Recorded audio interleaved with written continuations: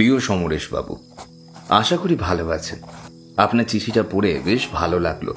বুঝতে পারলাম যে বেশিরভাগ আমার পাঠকেরা আমাকে দাম্ভিক বা অহংকারী মনে করলেও আপনি বা আপনার মতো কিছু পাঠকেরা আছেন যারা আমার অবস্থাটা অন্তত বোঝেন।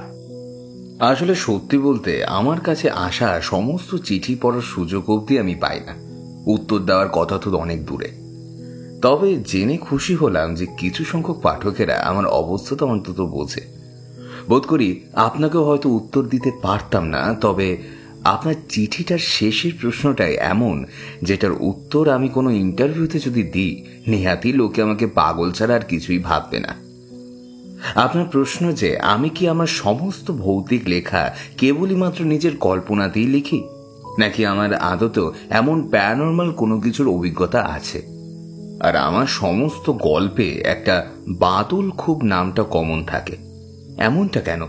কেই বাদল? অনেক ভনিতা করে ফেললাম মনে হয়। যাক, আসল কথায় আসি। ভারতবর্ষ তখন সবে স্বাধীন হয়েছে। সেই সময় আমি ব্রিটিশ সরকারের আন্ডারে কর্মরত। সরকার বদল হলেও আমার কাজ তখনও বহাল। সেই সময় আমি কর্মরত ছিলাম পূর্ব বর্ধমান জেলার পৌর আঞ্চলিক শহরে। জায়গাটার নাম যতদূর মনে পড়ে, হ্যাঁ, অম্বিকা কালনা। এখন তবে তা কালনা নামেই বেশি পরিচিত। আমি আগেই জানিয়ে রাখি, শুরু থেকে আমি যে জায়গায় থাকি সেখানকার ইতিহাস সম্বন্ধে জানতে আমি প্রবল আগ্রহী। কাজে এই জায়গাটির বিষয়ে কিছু তথ্য আয়ত্ত হয়েছিল আমার।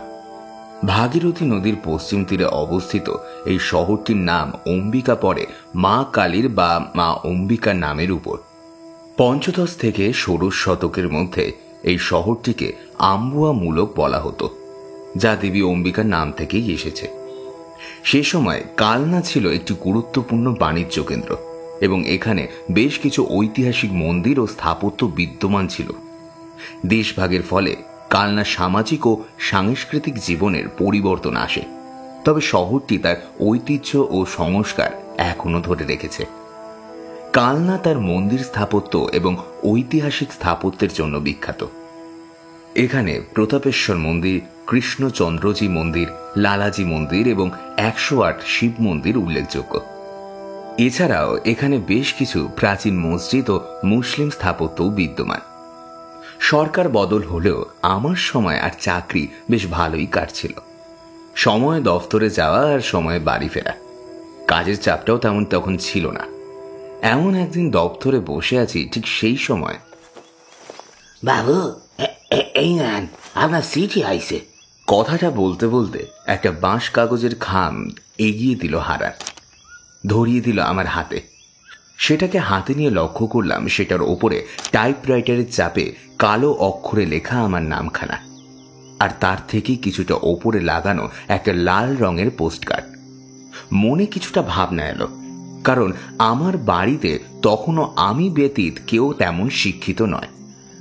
আর দ্বিতীয়ত, আমার গ্রামের অঞ্চলে তেমন টাইপরাইটার আসেনি যে আমার বাড়ির লোক কাউকে দিয়ে আমাকে চিঠি লিখে পাঠাবে। যাই হোক, খুললাম খামটা। সেটা খুলে সাদা কাগজটাতে চোখ সামনে মেলে ধরতেই অনেকগুলো লাইনের মাঝে একটা লাইন আমার চোখের সামনে ভেসে উঠল স্পষ্টভাবে। ঊর্ধ্বতন কর্তৃপক্ষের নির্দেশক্রমে আপনাকে বর্তমান কর্মস্থল থেকে অবিলম্বে বদলি করার সিদ্ধান্ত গৃহীত হয়েছে। আমার নতুন কর্মস্থল হবে নদিয়া জেলার কালেক্টরের অফিস। সেখানে আপনাকে সহকারী সুপারিনটেন্ডেন্ট হিসাবে নিযুক্ত করা হয়েছে। সহসা আমার মুখ দিয়ে বিড়বিড় করে বেরিয়ে এলো বদলির কথাটা। হারান তখন আমার পাশেই দাঁড়িয়ে। সে সকৌতূহলে জিজ্ঞেস করল, বদলি? তবে তো আপনি যাচ্ছেন বাবু? হ্যাঁ রে, যাচ্ছি বোধ হয়। ও, কোথায় বাবু? নদিয়া রে, ওখানের জেলা কালেক্টরের অফিসে সরকারি সুপারিনটেন্ডেন্ট হিসেবে যুক্ত হব। ও, আর আপনার খাওয়া দাওয়া সব? সব যেমন এখানে, থাকার ব্যবস্থা সরকারের আর খাওয়াটা নিজের। আচ্ছা আচ্ছা। মনটা কেমন যেন করে উঠল। কালনা শহরের গলিগুলো যেন চোখে ভাসতে লাগলো। গঙ্গার ধারে বসে থাকা, পুরনো মন্দিরের গায়ে হাত বুলানো, সন্ধ্যাবেলার আলো আধারিতে বাজারে হাঁটা, 108 শিবের মন্দির, সবটা। তা যাবেন কবে? চিঠিতে তো জয়েনিং এর তারিখ দেওয়া আছে, হাতে সময় বেশি নেই, প্যাক করতে হবে। হ্যাঁ, পাথেও আর সমস্ত মনের বোঝাগুলোকেও গুছিয়ে নিতে হবে রে। হারান চুপ করে দাঁড়িয়ে রইল, যেন কিছু একটা বলতে চায়, থেমে গেল। মজার ছলে আমি নিজেই বলে উঠলাম, কপাল দেখেছিস আমার, একেই বর্ষাকাল, তার উপরে বদলে, সেটাও আবার পড়বি তো পর ভাগীরথীর ওই পারে। আরে কিছুই না রে, সরকার দেখছে অকারণে ছাঁটাই করা যাবে না, তাই যদি এমন অকাল মৃত্যু দিয়ে ঠেলে দিয়ে কিছুটা টাকা বাঁচানো যায়। হারান আমার ব্যাঙের কি বুঝলো জানি না, তবে আমার টেবিলের উপরে চায়ের কাপটা রেখে আমার হাসির সাথে তাল দিয়ে হাসতে হাসতে চলে গেল। বাকি যে কটা দিন ছিলাম সে কটা দিন সবার সমস্ত কিছু মিটিয়ে নিজেকে ও নিজের ব্যাগকে গুছিয়ে নিলাম শহর বদলের জন্য।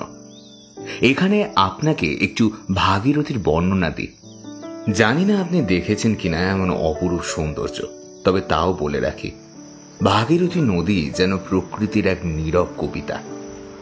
দুই তীর ঘেঁষে দাঁড়িয়ে থাকা শ্যাওলা ঢাকা পুরনো বাঁধ, বট ও পিপুল গাছে লম্বা শেকড় জলে ডুবে আছে, যেন যুগ যুগ ধরে নদীর বুকে হাত রেখে আছে তারা। সকালে কুয়াশার চাদর নদীর উপর মোলায়েম সাদা পর্দা টেনে দেয়, যার ভেতর দিয়ে নৌকার ছায়া ভেসে চলে।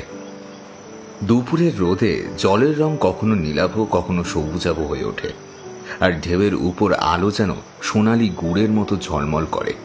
বিকেলের দিকে দুই পারের মসজিদ, মন্দির ও পুরনো স্থাপত্যের চূড়া নদীর জলে প্রতিবিম্ব হয়ে মিশে যায়, আর দূর থেকে ভেসে আসে আজান ও ঘণ্টার ধ্বনির মিশ্র সুর, যেন নদী নিজেই প্রার্থনায় মগ্ন। বর্ষায় নদীর স্রোত হয় তীব্র, অথচ শরতে বা শীতে জল শান্ত হয়ে আকাশের মেঘ ও পাখিদের নির্ভুল ছায়া এঁকে যায়। রাতে চাঁদের আলোয় ভাগীরথী যেন রূপোর ফিতে হয়ে নিজের দুই তীরকে বেঁধে রেখেছে এক অদৃশ্য বন্ধনে। যাক, অনেক বেশি ঘটনাটা ঘেটে ফেললাম। যাকে ঘটনায় ফিরি। বাক্স প্যাটরা গোছানোর পরে সেদিন ইচ্ছে ছিল সন্ধ্যার মধ্যেই নদী পার করে ফেলব, তবে বিকেল থেকে মুষলধারে বৃষ্টি নামার ফলে সেটা আর সম্ভব হয়ে ওঠেনি। ব্যাগপত্র গুছিয়ে যখন প্যাচপ্যাচে কাদা মেখে নদীর তীরে এসে দাঁড়ালাম, ঘড়িতে তখন 11টা ছুঁই ছুঁই। সে সময় রাত 11টা মানে অনেক রাত, আর পরদিন আমার জয়নি। কাজেই ওই পারে যে করেই হোক আমাকে যেতেই হবে। বড্ড দেরি করে ফেললাম, এখন তো মনে হচ্ছে আসাটাই ভুল হইল। কোন যে হতচ্ছাড়া বলেছিল যে রাতেও নাকি এখানে নৌকা পাওয়া যাবে, এদিকে নদীর জলটাও বাড়ছে। না, ফিরে যেতে হবে। কথাগুলো নিজেকেই নিজে বলছিলাম। চারপাশে অন্ধকার, ভাগীরথীর জলে কলকল শব্দ, হালকা বাতাস, কাদা মাটির সেদো গন্ধ আর নিজের শ্বাস প্রশ্বাসের ঘন ঘন শব্দটা আমাকে পরিবেশের স্তব্ধতা জানান দিয়ে চলেছে বারবার। ঠিক তখনই অন্ধকার নদীর তীর প্রায় কাঁপিয়ে ভেসে উঠল একটা হাততালি দেওয়ার শব্দ, যেটির সাথে নদীর পাড়ের একপারে ঘুমিয়ে থাকা বকগুলো নিজেদের শ্বেত বর্ণের ডানাগুলো প্রসারিত করে উড়ে গা ভাসান দিল অন্য জায়গায়। আর তারপরেই খোনা একটা স্বরে জড়ানোভাবে ভেসে এলো কথাটা, যেন এই স্বরের মালিক নিজের মুখে কিছু গুজে বলে উঠেছে তার কথাটা। তা ওই পাড়ে যাইবা নাকি বাবু? শব্দটির উৎসের দিকে নজর করতেই দেখতে পেলাম ঘাটে একটা নৌকো বাঁধা। সেটির মালিক এবারে নিজের দুই হাত ছাড়তে ছাড়তে একটা লণ্ঠন উঁচিয়ে আমার দিকে আসতে লাগলো। বুঝলাম ওই হাততালির শব্দটি নিশ্চয়ই ওই ব্যক্তির খৈনি মর্দনের শব্দ। সে এগিয়ে এলো আমার কাছে। তার হাতের লণ্ঠনটা জ্বলছে ঠিকই, কিন্তু তাতে যেন আলো নেই। ব্যক্তিটির আপাত মস্তক চাদরে মোড়া, মুখের কাছটা যেন একটু বেশি অন্ধকার, যার ফলে তার লিকলিকে হাত ও পায়ের কিছুটা দেখা গেলেও তার লাল চোখ ছাড়া আর কিছুই দেখা যাচ্ছে না। হ্যাঁ, তবে আপনি, মানে এখানে এসে নিয়ে তো কাউকে দেখলাম না একটু আগেও। আসলে রাইতের আইধারে দেখবেন কেমনে? আর আমি তো নৌকোর আলোটা নিভিয়ে বসেছিলাম, নেহাত আপনাদের দেখলাম, তাই জন্য আবার। আপনি কি ওই পারে যাবেন? ও তাই বলো। হ্যাঁ, তা যাব। তা না হলে কি আর এই মাঝরাতে ঘুম বিসর্জন দিয়ে নদীর ধারে হাওয়া খেতে আসি, তাও আবার এই ঝড় বাদলের সময়। তা ওই পারে যেতে কত কি দক্ষিণা লাগবে? বুঝলাম আগে। যা ভালো মনে করেন দিয়েন বাবু। আমিও এই রাইতে ঘাটের ধারেই বসেছিলাম, আপনি এলেন, আপনাকেই না হয় ছেড়ে দিয়ে আসি ওই পারে, কি বলেন? হ্যাঁ। শেষের দিকের কথাটাতে ব্যঙ্গের ভাব স্পষ্ট, তার উপরে আবার ওই খনা গলার হাসি। গায়ে মাখলাম না বেশ কথাটা। আসেন বাবু, দিন দেখি আপনার ব্যাগটা। হ্যাঁ, আমি নিয়ে যাই, আপনি আসেন আমার পিছন পিছন। আমাকে কথাটা বলে কোনো উত্তরের অপেক্ষা ছাড়াই আমার হাত থেকে প্রায় ছিনিয়ে নিয়ে গেল ব্যাগটা। আমিও দেখলাম ঘাটে আর কোনো মাঝি নেই, কাজেই এই মূর্তিমানই আমার একমাত্র ভরসা। কিছু না বলে চললাম ওর পিছন পিছন। তা আপনার নাম কি? আগে বাদল বাবু। সকলে আমারে এক ডাকে বাদল মাঝি নামেই জানতো, সে এই পাড়ের লোক হোক বা ওই পাড়ের। জানতো মানে এখন জানে না নাকি? গে জানবে কি করে? আমি দিনের বেলায় নৌকা বায়না যে, রাত হলেই আসি আর ভোর নামার আগে চলে যাই। ও এমন কেন? মানে বেশি লোক তো দিনের বেলাতেই পাবে, তাহলে রাতে আসার মানে কি? ও তেমন কিছু না। আচ্ছা বাবু, আপনি ওঠেন, উঠে ওই ছাউনির মধ্যে বয়েন, আমি নৌকা ছাড়ি। বুঝলাম বাদল নিজের ব্যক্তিগত কোনো কথা জানাতে চায় না, কাজেই আমি আর কিছু না বলে উঠে পড়লাম নৌকোতে। একই নিশুতি রাতের আধার, তার উপরে আকাশের বুকে জমে থাকা মেঘের ঘনঘটা, শো শো করে চলতে থাকা হাওয়া নিজের শীতলতা দিয়ে শরীরের এক একটি রোমকে প্রায় কুপিয়ে দিচ্ছে। নৌকোর ছাউনির মধ্যে টিমটিম করে জ্বলছে লণ্ঠনটা। নদীর পাড়ে গোজা বাঁশের খুঁটি থেকে বাঁধনটা আলগা করে আমাদের নৌকো ঘাট পরিত্যাগ করে পাড়ি দিয়েছে জলের দিকে। নদীর কলকল শব্দ অজানা জাদু নিয়ে স্পর্শ করেছে আমার দুই কান ও মনকে। কি নির্মল সেই অনুভব। তা তোমার বাড়ি এই পারে নাকি ওই পারে? আগে আমার তো বাড়ি নেই বাবু। নেই মানে? এই যে বলে রাতের বেলায় নৌকো চালাও, ভোর হলেই ফিরে যাও, তা যেতে হলে তো একটা গন্তব্য লাগে, আর তুমি বলছো সেটাই নাকি নেই। কোনো জবাব এলো না আমার কথায়। খালি ছাউনির ভিতর থেকে দেখতে পেলাম নৌকোর ধারে নিচে লিকলিকে দুই পায়ের উপর ভর দিয়ে দাঁড় বইছে বাদল। জলের বুকে দাঁড়ের খেলার স্বর ছপাত ছপাত করে ভেসে আসছে কানে। কোনো জবাব নেই দেখে বসে রইলাম নিজের জায়গায়, আর কোনো কথা বললাম না। ভাগীরথীর এই রূপ, এমন নির্মলতা, এমন স্নিগ্ধতা সত্যি বলতে আগে দেখিনি। আজ রাতে না আসলে হয়তো দেখতেও পেতাম না। ঠান্ডা হাওয়া নৌকোর ছাউনির একদিক থেকে ঢুকে বেরিয়ে যাচ্ছে অন্য দিক দিয়ে। মাঝে মাঝে দু একটা মাছের ঘাই মারার ছপ ছপ শব্দ উঠে আসছে কানে, আর এর সাথেই বুঝে আসছে আমার দুই চোখ। বাদলের হাত থামেনি এখনো, এক পারের জন্যও না। লোকটি কি হাঁপায় না? কি মনে হতেই মুখ বাড়ালাম আবারও বাইরের দিকে। তবে এবারে আশ্চর্য ছাড়া আর কিছুই হলাম না। তার টানার শব্দ আছে ঠিকই, কিন্তু একটু আগে যে বাদল নৌকোর পাটাতনের উপর দাঁড়িয়েছিল সে এখন আর সেখানে নেই। বলা বাহুল্য সে কোথাও নেই। যে দাঁড়টা এতক্ষণ তারে হাতের ইশারায় খেলা করছিল নদীর স্রোতের বুকে, সেটাও এখন শোয়ানো নৌকোর পাটাতনের উপরে। বেরিয়ে এলাম আমি ছাউনির বাইরে। বাদল, বাদল! কোনো জবাব এলো না আমার ডাকে।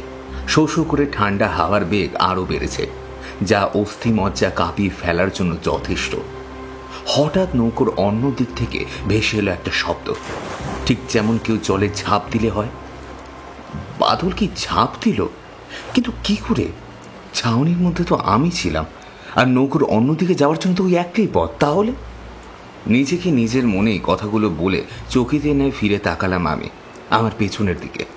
মেঘের ঘন ঘটা ততক্ষণে কিছুটা স্মিত হয়েছে। মেঘের পর্দার আড়াল সরিয়ে উকি মারছে কুমড়োর ফালির মতো বাঁকানো চাঁদটা, আর তার রূপালি হলদে যে আলো চিকচিক করে ছড়িয়ে পড়ছে ভাগীরথীর জল ও নৌকোর পাটাতনের উপরে। আমি ছাউনির ভিতর থেকে লণ্ঠনটা তুলে নিয়ে ধীর পায়ে এগিয়ে গেলাম নৌকার কিনারার দিকে, যেখান দিয়ে আমাদের নৌকাটা বয়ে চলেছে। কি মনে হতে বাদলকে দেখার তাকিতে লণ্ঠনের আলোটা ফেললাম নদীর বুকে। নজরে এলো কিছু শাপলা আর কচুরিপানা, যাদের হলদেটে সাদা ও হলদেটে বেগুনি রঙের ফুলগুলি নিজেদের হাসি বজায় রেখেছে এই আধারের মাঝেও। বুঝলাম যে না, সে ঝাঁপ দেয়নি, তবে সে গেল কোথায়? একটা মানুষ তো এরকম কর্পূরের মতো উবে যেতে পারে না। কথাগুলো আমার মনেই চলছে এখন। আর আমার দুই চোখ সে ঝাঁপ দেয়নি জেনেও তাকেই খুঁজে চলছে জলের বুকে। কি দেখছেন বাবু অমন করি? কিছু কি পড়ে গিয়েছে জলে? ও জল যে বড্ড গভীর গো, কিছু পড়ে গেলি আর সহজে বেরিয়ে আসতে পারি না। ঘনা গলার শটটা আবারও একবার ভেসে এলো আমার পিছন দিক থেকে। চকিতে ফিরে তাকালাম আমি। আমার পিছনে বাদল মাঝি দাঁড়িয়ে রয়েছে আমার ঠিক পিছনের কিনারার উঠে। তার সরু পা দুটো পাথরের মতো স্থির। নৌকার এই প্রবল দুলনের মাঝেও সে ওই কিনারায় দাঁড়িয়ে দাঁড় টেনে চলেছে অবিচল ভাবে। আমি কিছুক্ষণ চেয়ে রইলাম তার দিকে হতবম্বের মতো। তার পাথরের নয় স্থির দুটো চোখ একভাবে চেয়ে রয়েছে আমার দিকে। কি দেখছেন বাবু? কিছু কি পড়ে গিয়েছে জলে? হ্যাঁ, না না, পড়েনি কিছু। আমি বাইরে বেরিয়ে এলাম, তোমার কোনো সাড়া শব্দ না পেয়ে। প্রথমটা একবার উকি মেরে দেখলামও বটে, তবে দেখতে পাইনি। আর ছাউনির মধ্যে থেকে বেরিয়ে এসেও দেখলাম না। তোমার খালি একটা আওয়াজ এলো জলে কিছু পড়ে যাওয়ার, তাই দেখছিলাম আর কি। কিন্তু আমি একটু আগে যখন দেখলাম তুমি তো এখানে ছিলে না। তবে আপনি ভুল দেখছেন বাবু, আমি তো এইখানেই দাঁড়িয়ে সেই থেকে। তাহলে আমি যখন ডাকলাম সাড়া দিলে না কেন? কই বাবু, আপনি তো আমারে ডাকেন নাই। একরাশ দৃঢ়তার স্বর নিয়ে কথাগুলো আমাকে বলল বাদল। তার উত্তরের তা এতটাই প্রবল যে আমি কোনো জবাব না দিয়ে তার কথাতেই সম্মতি জানালাম, নিজের ভুল ভেবে। রাত ঘন হচ্ছে, চোখের ঘুমের রেশটাও বেশ প্রবল। হয়তো আমারই মনে কোনো ভুল হয়েছে। আচ্ছা বাদল, আমি একটু ঘুমালাম। হ্যাঁ, বড্ড ঘুম পাচ্ছে। তুমি না হয় আমাকে পার এসে গেলে একবার ডেকে দিও। ঠিক আছে বাবু, আপনি যাই গিয়ে ঘুমন, আমি পাড় আইলি ডাইকে দিবানে। বাদলের কথায় কিছুটা আশ্বস্ত হয়ে ফিরে গেলাম নৌকোর ছইয়ের ভিতরে। আমার অভ্যাস অন্ধকারে ঘুমানোর, কিন্তু এই নৌকোর লণ্ঠনের আলো যা ছিঁড়ি, বুঝলাম তাতে সেটা না নিভলেও কোনো অসুবিধা আমার হবে না। কাজে সেদিকে ততটা দৃষ্টিপাত না করে ব্যাগটা মাথায় দিয়ে গুটিসুটি হয়ে শুয়ে পড়লাম সেখানে।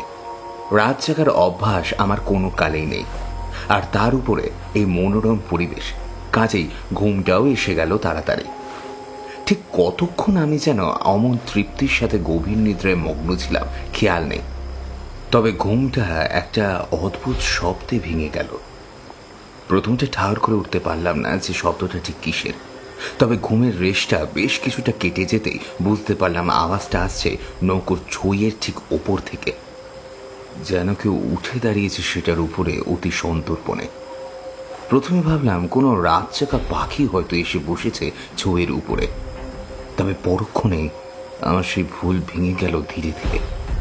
পায়ের চাপটা প্রবল, যে চাপ আর যাই হোক কোনো কোনো পাখির পায়ের চাপ হতে পারে না। এবারে ধীরে ধীরে পায়ের চাপের সেই মৃদু খসখসে চর্মর আওয়াজটা মাধ্যাকর্ষণ টানে টানে উপেক্ষা করে বাঁকতে শুরু করেছে ছাউনির গোলার্ধের মধ্যে। সেই স্থান থেকে সেটি বাঁকানোর কিনারার দিকে, যা সামান্যভাবেই অসম্ভব। কোনো টিকটিকি হলে নেহাত বুঝতাম, তবে সেটা হলেও তার পায়ের চাপ আশা করি এতটা প্রবল হবে না। তবে কি? প্রশ্নটা মাথায় আসা মাত্র আমার স্থির দুটো ঠোঁটে কেঁপে উঠল অনায়াসে। গলার স্বরেও এবার কম্পন স্পষ্ট। ডেকে উঠলাম, বাদল, বাদল। জবাব পেলাম না তার। খালি কানে ভেসে এলো গানের সুর। বুঝলাম রাতের নিস্তব্ধতায় আর এই মনোরম পরিবেশে বাদল গান ধরেছে। কাজী তার ছাউনির দিকে বিন্দুমাত্র ভ্রুক্ষেপ নেই। জলের বুকে দাঁড়ের অনবরত ওঠানামার শব্দ এখনো সুস্পষ্ট। সুস্পষ্ট হয়ে উঠেছে নিশাচর পাখিদের স্বরও।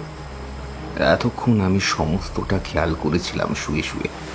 মাথার কাছে ঝুলানো লণ্ঠনটা নিভু নিভু হয়ে এসেছে, আর তার মাঝেই ছাউনির মধ্যে নিজেদের আসর জমিয়েছে রাশি রাশি অন্ধকার ও শীতলতা। বাদল, আবার ডেকে উঠলাম আমি, কিন্তু কোনো উত্তর পেলাম না। বেরিয়ে এলাম ছাউনির বাইরে। অন্ধকারে দেখা গেল না কিছুই, খালি শোনা যাচ্ছে জলের কলকল শব্দ। ছাউনির ওপরের দিক থেকে আসা শব্দটাও এখন থেমে গিয়েছে। আমার বাইরে বেরিয়ে আসার আবেশে সে থেমে গিয়েছে। ছোট একটা টর্চ এনেছি আমি। পকেট হাতড়ে বের করে আনলাম টর্চটা। অতঃপরে সেটার মুখ নৌকোর ধারের দিকে বাগিয়ে নিয়ে জ্বালিয়ে দিলাম সেটা। টর্চের সাদা আলো ঠিকরে বেরিয়ে এসে গিয়ে মিশে গেল ভাগীরথীর জলের বুকে। কিন্তু আশ্চর্য এটাই যে সেখানে বাদলের কোনো দেখা মিলল না। দেখা মিলল তো কেবল এক ধরনের তরলের, যেটা নৌকোর উঁচু ধার বেয়ে গড়িয়ে পড়ছিল পাটাতনের উপরে। ওটা কি জল? কৌতূহলে নিজেকেই প্রশ্নটা করে উঠলাম আমি, ও সেটির উত্তরের তাগিদে এগিয়ে গেলাম সেদিকে। কাছে যেতেই একটা পচা দুর্গন্ধ নিমিষের ব্যবধানে নাকে এসে ধাক্কা মারল আমার। আর যেটাকে আমি এতক্ষণ জল ভাবছিলাম সেটা যে আদৌ জল নয় সেটাই স্পষ্ট হয়ে উঠল আমার সামনে। তরলটা বেশ গাঢ় কালচে বর্ণের, যা আশা করি আর যাই হোক জল হবে না। গাটা কেমন যেন গুলিয়ে উঠল আমার। দুর্গন্ধটা এতটাই তীব্র যে আর সহ্য করা যাচ্ছে না। টর্চের আলোর মধ্যে আমার স্থির নজর গিয়ে আটকে পড়েছে ওই তরলের উপরে। আমার হাত আমার অজান্তেই ধীরে ধীরে এগিয়ে চলেছে ওই তরলটি ঠিক কি সেটা দেখার তাগিদে। ঠিক সেই সময় আমার পেছনে ছাউনি দিয়ে চড়মড় করে উঠে ধপ করে একটা শব্দ করে সমস্ত পরিবেশটা স্তব্ধ করে ফেলল। কিছুটা জোরে তুলে উঠল নৌকোটা। ভেজা কাঠের পাটাতনের চরচর শব্দ যেন এই নিশুতির মাঝে কানে পর্দায় চির ধরিয়ে গেল আমার। দমটা কেমন যেন বন্ধ হয়ে গলার মাঝেই দলা পাকিয়ে আটকে গেল আমার। ঠান্ডা ওই আবহের মাঝেও আমার কপাল, চোখ, মুখ, ঘাড় ফুটে উঠল ঘামের বিন্দু বিন্দু রেখা, যা একটা সময় পরে একত্র হয়ে কিছুটা টুপিয়ে পড়ল আমার জামার উপরে, আর কিছুটা সাপের মতো শিরশির করে নেমে গেল আমার শির দ্বারা বেয়ে নিচের দিকে। ওই কালচে তরলের দিক থেকে নিজের দৃষ্টি সরিয়ে ফেলে চকিতের ন্যায় পিছনে ফিরে তাকালাম। আর আমার হাতের মুঠোয় ধরা টর্চের আলোটা সোজা আকাশ পথে যেতে গিয়েও থমকে দাঁড়িয়ে গেল একটা মুখমণ্ডলের উপর। কি বিভৎস সেই মুখ! একবার দেখলে গরম রক্ত যেন হিমশীতল হয়ে জমে আসে অনায়াসে। আমার সামনে দাঁড়িয়ে রয়েছে একটি বিভৎস পুরুষ মূর্তি। এটা কি তবে বাদল মাঝি? জানি না, তবে সে না হয়েও যে আর কোনো উপায় নেই, কারণ আমি এখন মাঝ নদীতে, আর নৌকোতে ওঠার সময়ও তো আমি কাউকে দেখিনি। খালি দেখছি তার ওই রক্তাভ লাল দুটো চোখ, যে দুটো আগুনের হলকা দিয়ে রক্তাক্ত হালে এখনো দেখে চলেছে আমাকে স্থিরভাবে। তার ওই লিকলিকে হাত পা, না ওটা বাদলই ছিল। মুখের এক পাশের মাংস চামড়া খুবলে খেয়ে নিয়েছে কোনো জলজ প্রাণীরা। এক চোখের মনি নেই, পড়ে রয়েছে কেবল একটা গাঢ় তমাস আচ্ছাদিত রিক্ত অন্ধকারের কোটর। অন্য চোখের মনিটা শিরা উপশিরা সহ বেরিয়ে এসেছে বাইরে। গালের চামড়া ঝুলে পড়েছে নিচের দিকে, যার ফলে দাঁত সহ মারি ও বাইরে বেরিয়ে আসা জিভটা হয়ে উঠেছে দৃশ্যমান। তার গায়ের জায়গায় জায়গায় জমে রয়েছে শ্যাওলা পুরুর আস্তরণ, যেন সেই সবে উঠে এসেছে ভাগীরথীর অতল গহ্বর থেকে। তার মুখ নড়ছে, সাধারণের থেকে বেশ দ্রুত গতিতে নড়ছে সেটা, যেন সে কিছু চিবিয়ে খাচ্ছে প্রবল আক্রোশে। তার জিভের বারম্বার নড়াচড়া, দাঁতের বারম্বার ওঠানামা ও গলে যাওয়া গালের চামড়ার ফাঁক দিয়ে বেয়ে পড়ছে লালা। জল ও রক্তের পাতলা মিশ্রণটা রয়ে রয়ে টুপিয়ে পড়ছে নৌকোর পাটাতনে। তার লিকলিকে হাতের পাঞ্জার প্রবল চাপের মধ্যে আটকে পড়ে রয়েছে একটা মাছ, যেটির মুন্ডু তার দেহে থেকে আলাদা। সম্ভবত সেটাই বাদল এখন চিবোচ্ছে, আর সেই মাছটার বাকি দেহটা মুঠোর চাপে ছটফট করছে বারংবার। প্রবল একটা চিৎকারের সাথে আমি পড়ে গেলাম নৌকোর পাটাতনের উপরে। বাদলের গোলে পচে যাওয়ার সাথে সাথে হাতটা এগিয়ে এলো আমার উদ্দেশ্যে। বুঝতে পারলাম ভয়টা এতটা তীব্র যে আমি কখন প্রস্রাব করে ফেলেছি নিজেও জানতে পারিনি। বাবু, ঘুম পেয়েছে? ঘুমালেন বাবু? ঘুমের চটকটা ভেঙে গেল। চোখ খুলতেই নজরে এলো আপাতমস্তক চাদরে মোড়া বাদল মাঝির তমসা মিশ্রিত অবয়বটা, যার হাত উঠে এসেছে আমার কাঁধে। নৌকো তখন নদীর মাঝে, বাইরে নৌকোর পাটাতনের উপরে চাঁদের আলো ছড়িয়েছে। দাঁড়টা বাঁধা রয়েছে দড়ি জাতীয় কিছু দিয়ে নৌকোর গায়ের সাথে। আমার চোখ মুখে ভয়ের করাল ছাপ স্পষ্ট, যেন কেউ আমার মুখের ওপর একটা তমসার কালো চাদর মেলে দিয়ে চলে গিয়েছে সুদূরে। ঘেমে গিয়েছে আমার সর্বাঙ্গ, বুকের বাঁ দিকে ঘাসা হৃদযন্ত্রটা ছুটে চলেছে দ্রুততার সাথে, এতটাই দ্রুত যেন এইবার ছিঁড়ে যাবে তার সাথে জড়িয়ে থাকা সমস্ত শিরা ও উপশিরাগুলো। আর মুহূর্তের মধ্যে ফিনকিতে বেরিয়ে পড়বে উষ্ণ লাল শনিতের ধারা। স্বপ্ন দেখছিলেন বাবু? হ্যাঁ হ্যাঁ হ্যাঁ হ্যাঁ, স্বপ্নই বটে। তবু তুমি নৌকা থামালে কেন? আপনার কোনো সাড়া শব্দ পেলাম না বার কত ঠেকে, তাই আর কি। ও, আসলে চোখটা লেগে এসেছিল। একই রাত জাগার অভ্যাস নেই তো, তার উপরে এই ঠান্ডা হাওয়া। হ্যাঁ, আমারও তো ছিল না রাত জাগার অভ্যাস, আর তাই জন্যই তো। কথা বলতে বলতে কিছু একটা ভেবে থামলো বাদল মাঝি। ধীরে ধীরে আমার সামনে ঝুঁকে এসে তার চাদর মোড়া নিকশ কালিমায় ঢাকা মুখটা এগিয়ে দিল আমার সামনে। অতঃপরে বলে উঠল, স্বপ্ন দেখছিলেন বাবু? হ্যাঁ হ্যাঁ হ্যাঁ। তবু তুমি জানলে কি করে? কিছুটা শ্বাস নিয়ে প্রশ্নটা করলাম তাকে। বাদলের প্রস্তুত দৃষ্টি এখনো দেখে চলছে আমাকে একইভাবে। আমার প্রশ্নের কোনো জবাব দিল না সে, খালি হেসে উঠল একটা খনা গলায় খিলখিল করে। এমন একটা হাসি যা পায়ের তল অব্দি বরফে পরিণত করে দিতে পারে। তা স্বপ্নে কি আমারে দেখছেন বাবু? নদীর দূরে কোথাও বাজ পড়ল। কথাটা শোনা মাত্রই আমার গলাটা কেন জানি না শুকিয়ে এলো। আমার মনে পড়ে গেল কিছুক্ষণ আগে স্বপ্নে দেখা ওই বিভৎস মুখমণ্ডলটা। কি করুণ তার চাহনি, কি বিশ্রী তার ভাব, আর ওই দুর্গন্ধটা। উফ, মনে পড়তেই কাঁটা আবার গুলি উঠল আমার। একটা ছোট হাসির শব্দ ভেসে এলো আমার কানে। বুঝলাম আমার দিকে তাকিয়ে একটা ব্যঙ্গের হাসি ছুড়ে দিল সেই বাদল মাঝি। আর সেই হাসির সাথে হাওয়া জুড়ে ভেসে এলো সেই পচা দুর্গন্ধটা, যেটা একটু আগে আমি আমার স্বপ্নে, না তবে কি বাস্তবে? এই একটা প্রশ্ন ওই সময় আমার মনে খেলে উঠল। প্রশ্নের দোলাচল এতটাই তীব্র যে কখন হাওয়ার একটা দাপুট এসে বাদলের মুখের ওপর থেকে সেই চাদরের আস্তরণটা সরিয়ে ফেলেছে খেয়াল করিনি। যখন খেয়াল করলাম তখন তার মুখমণ্ডল আমার সামনে স্পষ্ট। চাঁদের আলো ভিজিয়ে ফেলেছে তার মুখ সহ সর্বাঙ্গ। তার মুখটা স্বপ্নে দেখা ওই মুখের মতো ছিল না, না না, স্বপ্নের মতো না, বরং তার থেকে অনেক অনেক বেশি ভয়াবহ। বোধ করি স্বপ্ন দেখা এই মুখটা যদি দেখতাম ওই বাস্তবে, তবে সেটা গাশ হয়ে যাওয়া হতো। তবে এবারে তার মুখের বিভৎসতা যেন নিজের প্রচণ্ডে তার শরীরটা যেন মানুষ আর পচা মৃতদেহের মাঝামাঝি কিছু। লম্বা লিকলিকে হাত পা ত্বক কুচকে শৈবালে ঢাকা জলজ চামড়ায় পরিণত হয়েছে। মুখের এক পাশের মাংস খসে গেছে। নদীর গর্তে বসবাসকারী অদৃশ্য প্রাণীরা হাড় পর্যন্ত খুবলে নিয়েছে সে। এবারে বাস্তবে তার গালের চামড়া গলে ঝুলে পড়া দাঁত ও নীলচে মাড়ি আর জিভের বিকট নড়াচড়া স্পষ্ট দেখা যাচ্ছে। আমি বুঝতে পারছি ওটা মানুষ নয়। মানুষ হলে এমন গন্ধ, এমন চোখ, এমন শব্দ হয় না। কিছুক্ষণ সমস্তটা নির্বাক রইল, একদম স্তব্ধ।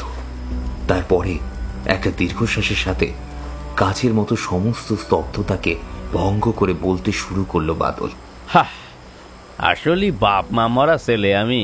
ছোটবেলাতেই বাপ মাকে খেয়ে বসেছিলাম। টাকার মধ্যে ছিলেন আমার এক কাকা নিতাই চরণ মাঝি। বাপ মাকে খাওয়ার সময় আমার দায়িত্ব সেই নেয়। তবে আমার কাকিমা খুব একটা জুতে ছিলেন না মোটেও, তাই পড়াশোনার ইচ্ছা থাকলেও পড়তে পারিনি কখনো।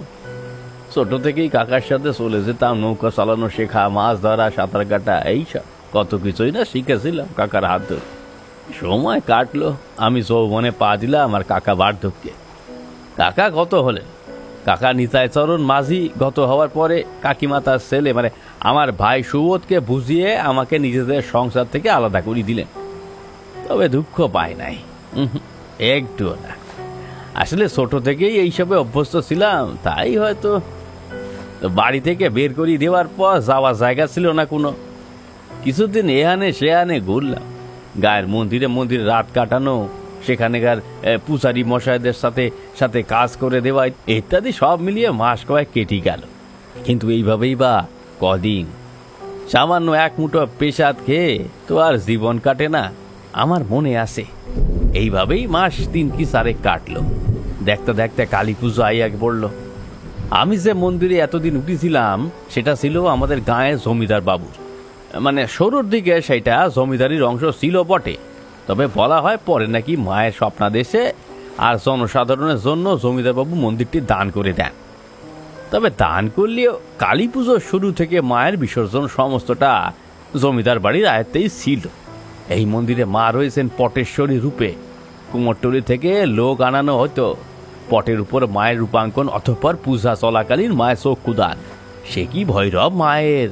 নিজের চোখে না দেখলি পরে মানুষ কথায় ঠিক ততটা বুঝতে পারবেনি।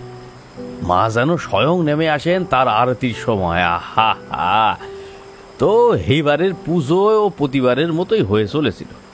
জমিদার বাবু আর মা ঠাকুরুন এসে পূজা দিলেন।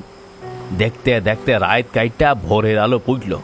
জমিদার বাবু পুজো মিটিয়ে মারে প্রণাম করি সকলরে খাইয়ে ফিরে যাচ্ছিলেন, এমন সময় কি মনে হতে থমকে দাঁড়াইলে।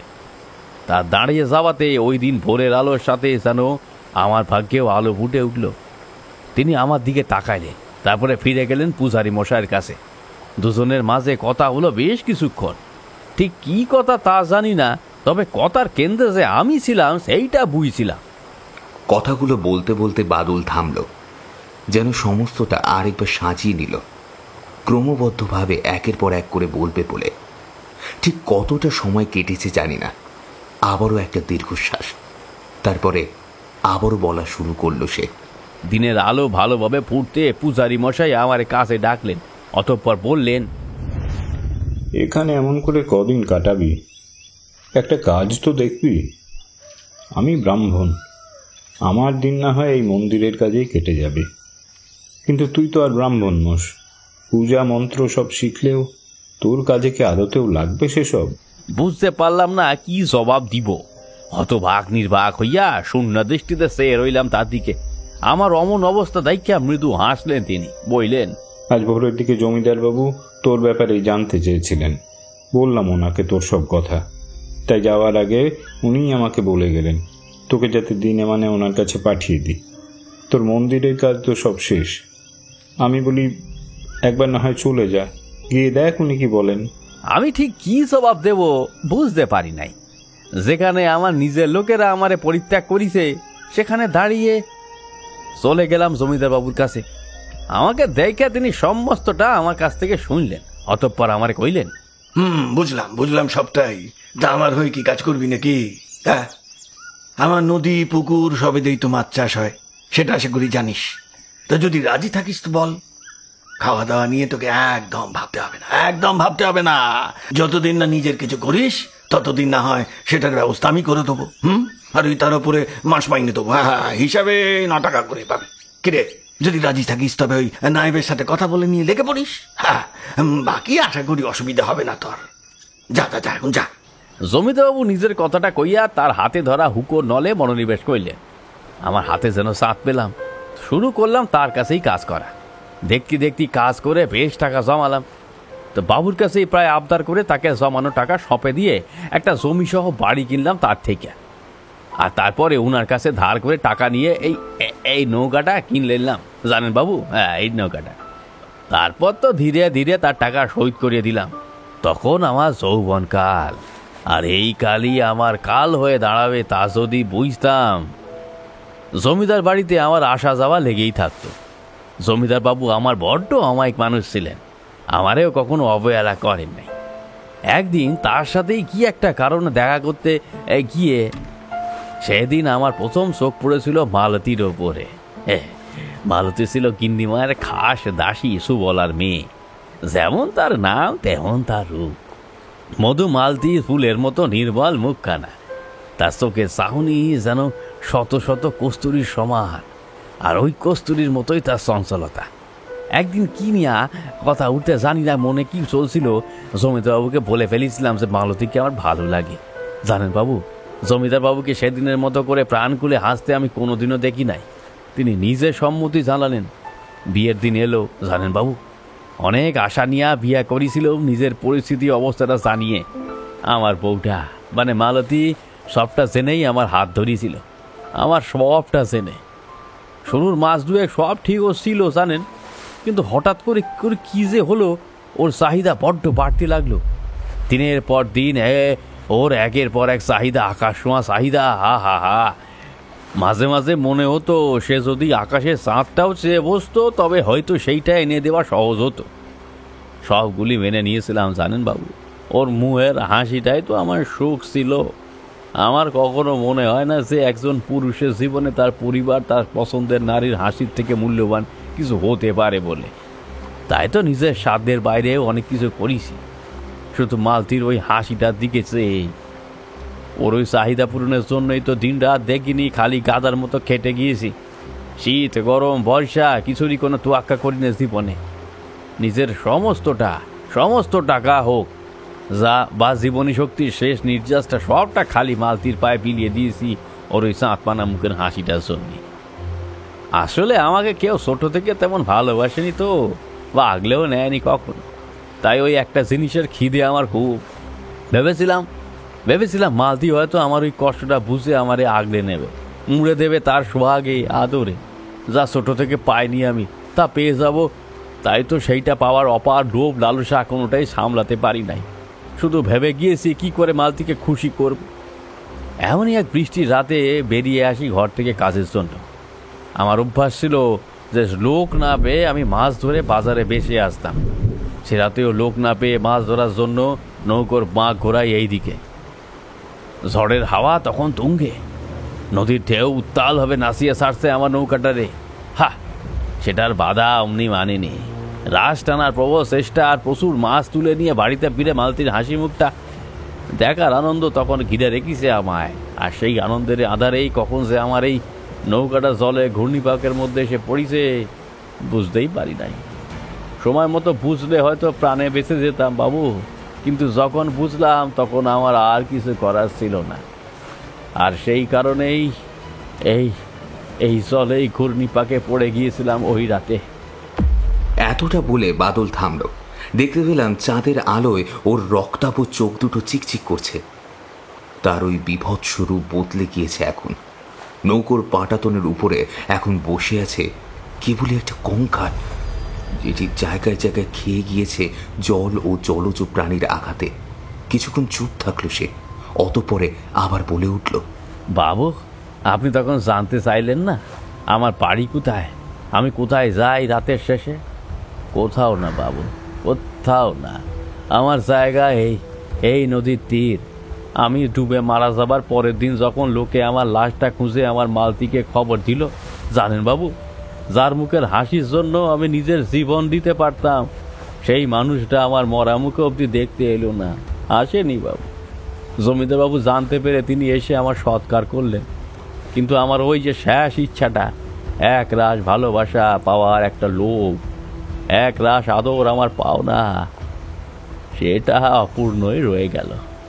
দিন গেল, সবাই ভুলেও গেল। আর ভুলবে নাই বা কেন? যার স্ত্রী তাকে মনে রাখে না, গ্রামের লোকের কেই বা তাকে মনে রাখবে? মনে রাখেনি কেউ আমারে, কেউ কাছে টেনে নিতে চায়নি কখনো, মালতীও না। আসলে জানেন বাবু, ভালোবাসা না পেলে মানুষ বেঁচে থেকেও মৃত, আর ভালোবাসা পেলে মৃত থেকেও অমর। আর এই একটা জিনিসের সন্ধানে আমার জীবনটা শেষ হয়ে গেল অনায়াসে। ময়রায় আমি অনেক আগেই গিয়েছিলাম, খালি বাঁচার চেষ্টা করছিলাম যদি এক ফোঁটা যত্ন কেউ বাড়িয়ে দেয় আমার দিকে। কিন্তু দুর্ভাগ্য আমার, অভাগা যেদিকে চায় সাগর শুকায়া যায়।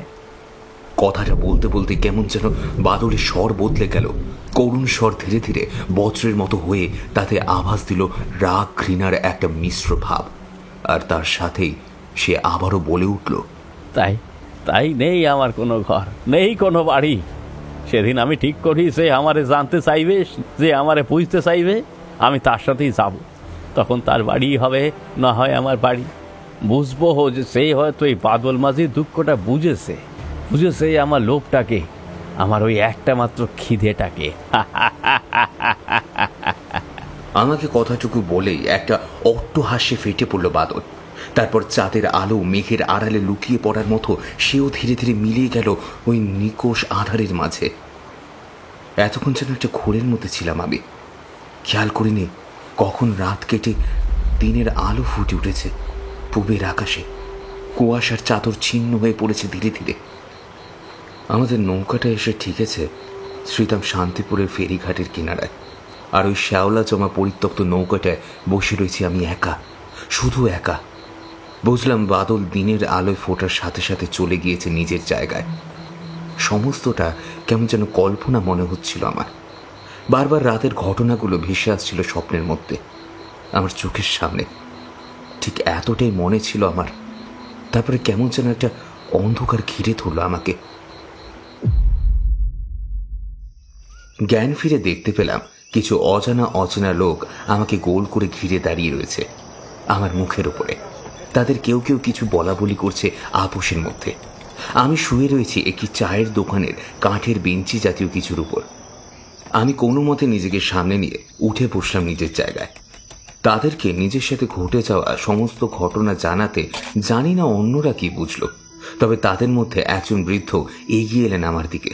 বললেন, তোমার ভাগ্য এখন অনেক ভালো বাবা, যে তুমি প্রাণে বেঁচে আসো, এখনো উন্মাদ হয়ে যাওনি। নয়তো এর আগে যে বা যারা বাদলকে দেখেছে সে আর ঠিক থাকেনি। আমি এখন শান্তিপুরের বাসিন্দা হলেও একসময় আমার বাড়ি ছিল কালনাতেই। ওই বাদলের সৎকার আমিই করি। ওর ওই মর্মান্তিক মৃত্যুটা ভুলিনি এখনো। ভুলিনি সেটাও যেটা সে তার জীবনে পেয়েছে অন্যদের থেকে। সবটাই নিজের চোখে দেখা জানো বাবা। ছেলেটা খালি করেই গেল সবার জন্য। আর বাদল চাইল কি একটু যত্ন আর ভালোবাসা, কিন্তু অভাগার ভাগ্যে সেটুকু জুটল না। ওর বউ তোর মরার খবর পাওয়ার পরে হপ্তা খানেকের মাথায় পালিয়ে যায় কার হাত ধরে। তাকে অবশ্য আর আমরা দেখিনি, কিন্তু ছেলেটার ব্যাপারে মনে পড়লে আজও কষ্ট লাগে। বৃদ্ধর কথা আর কে কি বুঝলো আমি জানি না, তবে আমি সবটা বুঝতে পারলাম, এই সত্যটা। তারা আমাকে ধরে নিয়ে রেখে এলো আমার নতুন দফতরে, আর তারপরে সেখান থেকে আমাকে পাঠানো হলো আমার কোয়ার্টারে। হ্যাঁ, তো সমরেশবাবু, এই ছিল বাদলের কাহিনী। আর আমার সমস্ত গল্প তার নাম থাকার কারণেই। বাদল সেই রাতে কথাগুলো ঠিক বলেছিল যে তাকে জানতে চাইবে, সে তার সাথে থাকবে। হয়েছিলও সেটাই। ওই রাতের পর থেকে ওই বাদল মাঝি আমারই সঙ্গী। আমি তো সমস্ত ঘটনাটাকে একটা স্বপ্ন ভেবেই ভুলতে বসেছিলাম। ভেবেছিলাম ওটা হয়তো ওই রাতে দেখা একটা স্বপ্ন, কিন্তু সে ক্ষণে ক্ষণে আমাকে বুঝিয়ে গিয়েছে যে তার অস্তিত্ব মিথ্যে না। একটা সময় পর আমি রিটায়ার করি। তারপরে খালি সময়টাকে কাটানোর জন্য আমি শুরু করি এই লেখালেখি, যাতে সত্যি বলতে আমি কেবল কলম মাত্র, আসল লেখক ওই বাদল মাঝি। আমার সমস্ত গল্পের ভয়াবহ ভাবনা শুধু ভাবনা নয় সমরেশবাবু, নিজের চোখে দেখা জিনিসও বলতে পারেন। জানি না বিশ্বাস করবেন কিনা, তবে এইটাই অটুট সত্য। বাদল মৃত হয়েও জীবিত, আর আমি জীবিত হয়েও জীবনের স্বাদ হারিয়েছি সেই কবে। ও হ্যাঁ, ধন্যবাদ বাদলের ব্যাপারে আগ্রহী হওয়ার জন্য। আর ধন্যবাদ আমার এতদিনের একটি ভয়াবহ অভিজ্ঞতাকে নিজের জীবনে এনে আমাকে এটার থেকে মুক্তি দেওয়ার জন্য। হয়তো এর পরে আমি যে কটা দিন বাঁচব, সেই কটা দিন জীবনটাকে কিছুটা হলেও উপভোগ করতে পারবো। কারণ বাদলের মতে এবারে আপনি ভালোবেসে ফেলেছেন তাকে। বাদল ক্ষতি আপনাকে করবে না, তবে এইটুকু বলতে পারি যে ও যা দেখাবে তাতে আপনি বেঁচে থেকেও জীবনের স্বাদ আর ফিরে পাবেন না। আপনার আগামী জীবন খুব শুভ হোক। সম্পূর্ণ চিঠিটা পড়ে নিয়ে একটা তাচ্ছিল্যের হাসি হাসলেন সমরেশবাবু। তার মনে মনে একটাই কথা চলছে যে আর যাই হোক, ওনার এই পছন্দের লেখকের মাথায় সিট আছে অবশ্যই। তা না হলে চিঠির উত্তরে এমন একটা গল্প কেউ লিখে পাঠায় না। একটা দীর্ঘশ্বাস ছাড়লেন তিনি। তারপরে টেবিলের ড্রয়ারটা খুলে চিঠিটা সেটাতে রেখে দিয়ে কিছুক্ষণ চেয়ে রইলেন দোতলার জানালার বাইরে। যাই হোক, বৃষ্টির এমন সময়ে এমন একটা গল্প পড়ে ভালোই লাগছে মনটা। মৃদু মৃদু বৃষ্টির ছাট এখনো ঢুকে চলেছে ঘরের মধ্যে জানালা বেয়ে। সমস্তটা ভাবতে ভাবতে কখন যে আনমনা হয়ে নিজে হাসতে লেগেছেন তিনি খেয়াল নেই। সম্বিত ফিরল যখন তার মনে হলো কেউ একটা তার ঠিক পেছন থেকে এক দিক থেকে অন্য দিকে চলে গেল শট করে। চকিতে ন্যায় পিছনের দিকে ফিরে তাকালেন তিনি, না কেউ নেই। এমন সময় পিছনের জানালার পাল্লা দুটো নড়ে উঠল কিছুটা শব্দ করে, আর সেদিকে মুখ আবার ফেরাতেই তার নজরে এলো একটা সরু লিকলিকে হাত, যেটার ওপর থেকে মাংস চামড়া পচে গলে ঝুলে রয়েছে নিচের দিকে, আর হাড়ের জায়গায় জায়গায় জমে রয়েছে শ্যাওলার আস্তরণ। গলাটা শুকিয়ে এলো তার।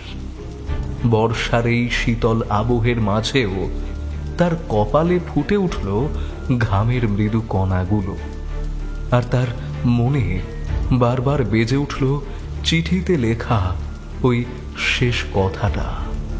আর ধন্যবাদ আমার এতদিনের একটি ভয়াবহ অভিজ্ঞতাকে নিজের জীবনে এনে আমাকে এটার থেকে মুক্তি দেওয়ার জন্য। কারণ বাদলের মতে এবারে আপনি ভালোবেসে ফেলেছেন তাকে। বাদল ক্ষতি আপনাকে করবে না, তবে এইটুকু বলতে পারি যে ও যা দেখাবে তাতে আপনি বেঁচে থেকেও জীবনের স্বাদ আর ফিরে পাবেন না।